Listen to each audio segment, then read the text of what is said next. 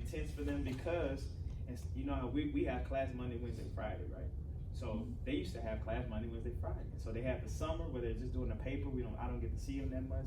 Then they come back to class and they only here Tuesday and Thursday. So a lot of that learning is dependent on you guys doing even more reading than what you're doing right now because we don't have as much face-to-face contact. And so the information is still, you know, learning pathology is not easy. Learning vasculature is not easy, but you just have to apply yourself and do it on your own time. So they're kind of frustrated and, you know, having doubts about being an ultrasound technologist, you know, which is perfectly normal. Everybody has those doubts because even me, you know, when you start working, Pat, you know, anybody testify, when you start a new job, that doubt and that nervousness is gonna be there regardless of what you do. You can work at Target, anywhere, you know, that till you know the system, till you know what you're doing, that doubt is gonna be there. So they're really worried about, you know, man, you know, it's so much on them and we still have to get these comps, but now they have 6 comps due this semester, you know, instead of you guys only have 1. So they're gonna ratchet up every single semester. You're gonna have more and more comps due. So they're worried about their comps. The class, information, learning pathology is not easy. And you know, vascular class, you know, I have a scan lab. Now I changed that vascular class instead of just class. I have them in the scan lab because if you don't know how to do the minimum vascular exams, lower extremity venous exams, or carotid Doppler exams, then, you know, it's really hard to get a job, you know, because those are just as important as doing the abdomen, as doing the pelvis transvaginal. So if you guys aren't paying attention to those, definitely pay attention to those because you'll regret it in the long run when we get to class and some of them don't even know what we're talking about when I'm talking about veins and arteries right now. And, you know, it's tough because they've been in school a whole year plus, you know. So I'm gonna read this Monday motivation to you guys. I thought it was nice. It's called Stages, okay? Stages. One step at a time, one step at a time. That's all we can do, but it can be more than enough. There are things we have to do each day. Go to work, care for a child, prepare a meal, and there are things we do because we want to. Volunteer for a community organization, host a party for a friend, or plant a garden. We bustle about happily doing all that we need to do, plus the things that bring us pleasure to ourselves and others. We might be intimidated by the amount of work involved, but by simply doing things, we can accomplish more than we think. Okay? Instead of thinking about how I can't possibly do something I want to do, I'll just start doing what I can and see where that leads. Okay? Start by doing what's necessary, then what's possible, and then suddenly you're doing the impossible.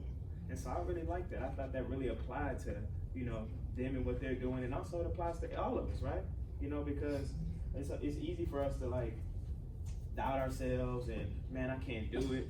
But it just taking that step, taking a leap of faith out there can really help us, you know, get to the next level. And then once you accomplish something, you never know, like, man, what can I really accomplish in life? Like, it may take you even further. I'll give you guys an example. For you guys that don't know, I'm a funeral director and embalmer as well. And I went to funeral school so I went to college. I went to Southern University in Baton Rouge. And I got on academic probation my first semester. I was partying too much, I was 18 years old, not ready to be in that environment because I'd never been away from my mom and things like that. So, got down there, wasn't being responsible. Bang, my mom didn't even give me a second chance. After the first semester, boom, come back home. And so, I ended up going to like North Harris Community College, but my grandmother told me about, she has a friend, my grandmother lives in Hempstead, Texas. She has a friend that owns a mortuary, a funeral home, and she wanted me to go to help his son out, to help run the funeral home because the dad was getting old. And so we both went to mortuary school together, and I never really, you know, liked school like that. I knew I could do it, was good in school, but I never really applied myself. So after I finished funeral school, you know, that really gave me that fire to make me feel like, man, I can do something. Like, man, I accomplished this. And, you know, because my big sister, you know, if you don't know, she's very accomplished, you know, and she's a pharmacist. And if you live behind somebody like that and you're younger than them and your light is not shining as bright, it kind of makes you feel kind of bad or what have you. So once I got to that point where I felt like I can pass and I can make something happen with my life, then it was like I ran into Sharonda, you know Sharonda Pat, and I was like, man, so we were like 2 years out of high school. Sharonda's riding the BMW at 20 years old. I'm like, man, what are you doing? How you get a BMW? And she's like, man, I do x-rays. Boom. That's how I got into radiology, because a friend of mine, you know, I happened to be motivated by the money and seeing the car and the flash. I was like, man, I can do that. And if I wouldn't have went to funeral school, I wouldn't have had that confidence to let me know that, hey, I can do something, and I'm not, you know, I'm capable like anybody else.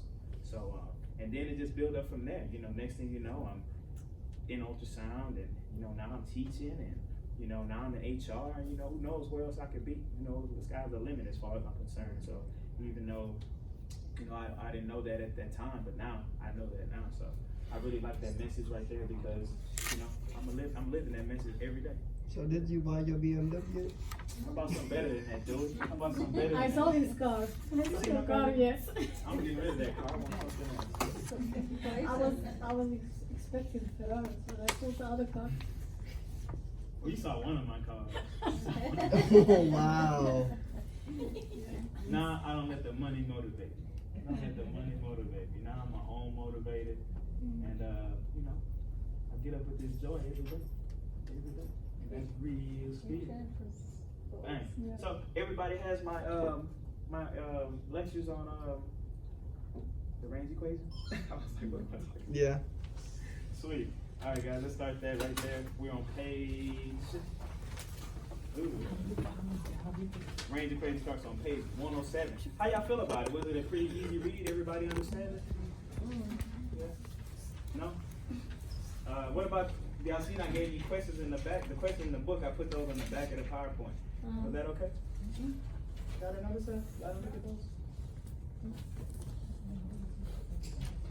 So I had really intended to leave you guys with a video. I was trying to make a YouTube video, and so I have animations on here that I don't usually have because I was making a video. But for some reason, the software I was using wasn't working the way I wanted it to. So I sent you guys the PowerPoint, and so if you see stuff popping up like it's a real presentation, that's why.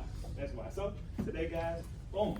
Like I said, we're gonna talk about the range equation. Okay, the range equation, which is pretty much how telling us how deep an